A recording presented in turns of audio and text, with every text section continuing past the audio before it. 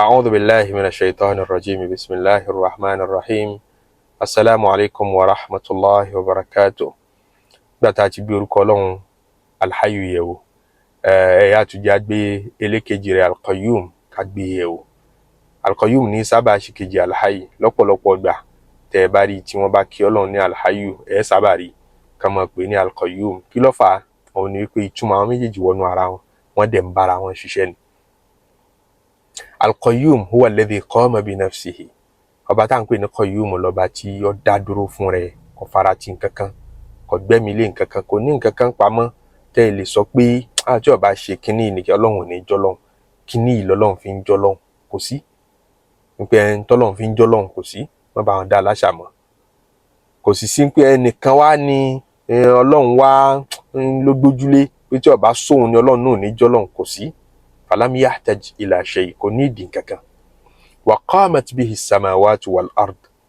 ṣé wàá rí sánmà àtilẹ̀ ومن فيهن àti gbogbo èèyàn tí ń bẹ níbẹ̀, àwọn màláíkà tó ń bẹ ní sánmà, àlìjànnú, èèyàn, gbogbo wa pátá àtẹranko àti ewéko. قامت به pẹ̀lú ọba tí ń jẹ́ Qayyum la fi stand. Òun dá dúró, òun ló wá fa gbogbo wa sókè nípa káwa náà máa bẹ. Tí ọba jẹ́ pé ó fà wá sókè ni pé ọ̀nà ro wa, ẹnìkankan nu wo lè nàró, ẹnìkankan nu wo lè stand. Ewé ò lè jẹ́ ewé tí ó bá sí Qayyum. Qayyum ló nàró ewé tewé fi ń jẹ́ ewé. Qayyum ló nàró kódà àjẹ́ tájẹ́ fi ń jàjẹ́, wọn lè jẹ́ nǹkankan tí ó bá sí Qayyum. Qayyum ló jẹ́ kí gbogbo wa ọmọ function.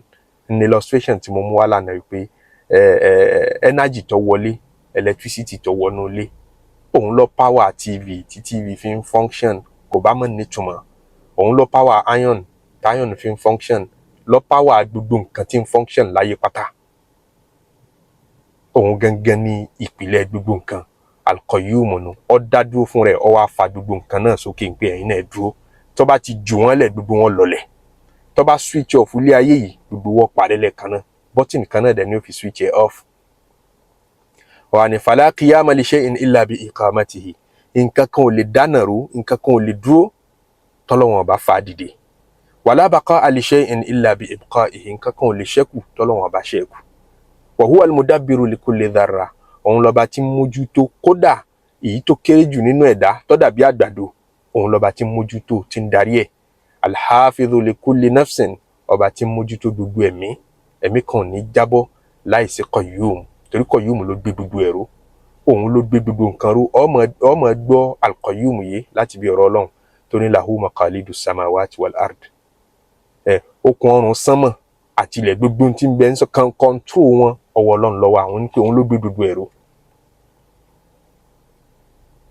Àtàwọn àyà míì náà tọ́lọ́run fi ròyìn bóun ṣe ń darí ayé lápapọ̀ láìṣẹ́ kankan kù. Ìtumọ̀ Qayyum nù. Gbogbo ìtọ́lọ́run bá ti ń júwe bẹ́ẹ̀, Al-Qayyum ní ṣàlàyé wọn. Idha sha'urta bi dha'fika, gbogbo ọjọ́ tó bá wá fìlì po weak, ọ̀lẹ, bùkátà kan tó fẹ́ ṣe, tagbára rẹ̀ ọ̀ká, ọ̀rọ̀ kan tó kà ọ́ láyà, fa'lam, lọ́mọ lámàdájú anna al-Qayyuma, ọba tí ń jẹ́ Qayyum, huwa alladhi yuqimuka, òun ló lè nàró rẹ̀, òun ló lè strengthen rẹ̀, ló lè power rẹ̀, ló lè fún ẹ lágbára tó fi rí ṣe tí wọ́n náà mọ̀ bí ara pé bó mo ti wá lágbára tí mo fi ṣe kíní yìí, bó mo ṣe padà pass exam yẹn, bó mo ṣe padà dá ìwé yìí kọjá tí ò fi wú mí. Wa idha khifta ala rizqik, gbogbo ọjọ́ tẹ́rù bá bá ọ lérí arísìkí rẹ̀ pé àti dúkìá mi ò ní parun, ṣe ní dolówó àná, bó ní ọjà mi bó ní ṣe rí ìta. A ó dí ìnìkà àbẹ́sìn rẹ̀ gan pẹ̀lú pé bó ní ẹ̀rẹ́sìn Ọlọ́run ṣe, bó ní irun ṣe mímí náà la, bó ní ṣe lọ hajj, bó ní ṣe mọ dídére ṣe. Fathiq bi anna al-Qayyuma la yudayyi'u man qama bayna yadayhi. Lọ́ fọkànbalẹ̀ tó bá ti mọ Ọlọ́run ọba ní Qayyum, pé ẹnikẹ́ni tó bá dúró wájú rẹ̀ kì í ra wọn láre. Qala ba'dul 'arifin, àwọn kan tí wọ́n dá Ọlọ́run ọba mọ̀ dáadáa, wọ́n sọ pé àwọn tá a mọ̀ pé ní bàbá mọ́nímọ́ní nínú àwọn tán mọ Ọlọ́run ọba. Man shahida al-Qayyuma, ẹni bá ti mọ Ọlọ́run ọba ní Qayyum tó yé dáadáa bẹ́ẹ̀, istaghna bihi an kulli qa'imin, kò ní rò pé òun nídìí nǹkan kan mọ́. Kí gbogbo nǹkan náà yóò máa wo kíní kan ní wò pé ẹ̀dọ́ agbára ń bẹ ní ọ̀dọ̀ àwọn eléyìí náà o. Tó tún mọ̀ pé agbára kan ò dábẹ́ láìsí pé Qayyum lọ́fà agúnkè lọ́nà rú ẹ̀ ló jẹ́ kẹ́ ẹ mọ́ rí kọ́ mọ́ function. Tí ó bá sí Qayyum tó jẹ́ function kò ní function. Yóò sọ ẹni tó bá ti gbọ́ Ọlọ́run bá gbọ́ ní Qayyum yóò rí pé òun ò ní ìdí kankan mọ́, òun ò ní ìdí anybody máa fọlọ́.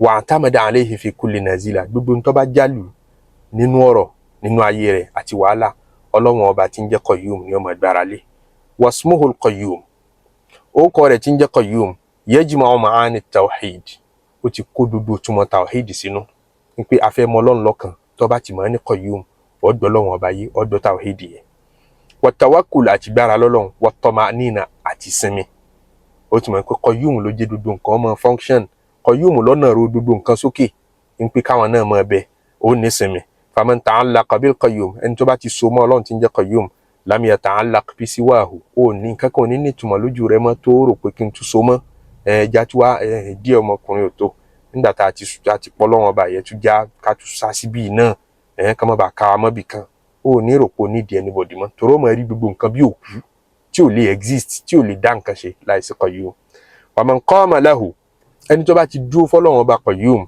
aqamahu Qayyum ó fà òun náà dúró tó bá ti dúró pẹ̀lú Qayyum ó nà ró rẹ̀ sókè man ihtama bihi kafahu ẹni tó bá sádi Qayyum ó sọ pé ó ti rẹ́ ní sádi ò nídìí nǹkan kan mọ́ yóò fi ọlọ́kàn balẹ̀ fallahumma ya hayyu ya Qayyum abẹ́lọ́wọ́n ọba tí ń jẹ́ hayyu tí ń jẹ́ Qayyum akim qulubana ala ta'atik wọ́n ṣànàrú ọkàn wa láti lè máa ṣe tiẹ̀ ká máa gbọ́rọ̀ sí ọ lẹ́nu wala takilna ila anfusina tarfata ayn má dá wa dára wa o kódà láàrin ìṣẹ́jú péréte lọ́dọ̀ jàmá mùsùlùmí ẹ má gbàgbé wa níbi àdúrà yín ìlú táwa wà kọ́lọ́run fi wá lọ́kàn balẹ̀ àti gbogbo ìlú mùsùlùmí náà àti gbogbo ẹni tó wà ní ìdààmú Ìránì gbogbo wákàtí ni wọ́n strike mísáìlì wọn sérí ilẹ̀ ayé àti ìlú tí mo wà yìí kọ́lọ́run fi wá lọ́kàn balẹ̀ láti ọ̀sán àná kò sẹ́ni tó fojú lóorun nínú gbogbo wa o à ń gbọ́ bí gbogbo lẹ̀kùn lé wa gbogbo lé wa ní mì kọ́lọ́run fi wá lọ́kàn balẹ̀ kọ́ṣọ́ wa kọ́ṣọ́ gbogbo nǹkan ní wa